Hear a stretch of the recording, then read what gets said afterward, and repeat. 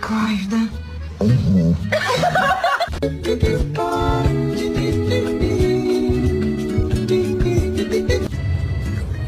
It actually.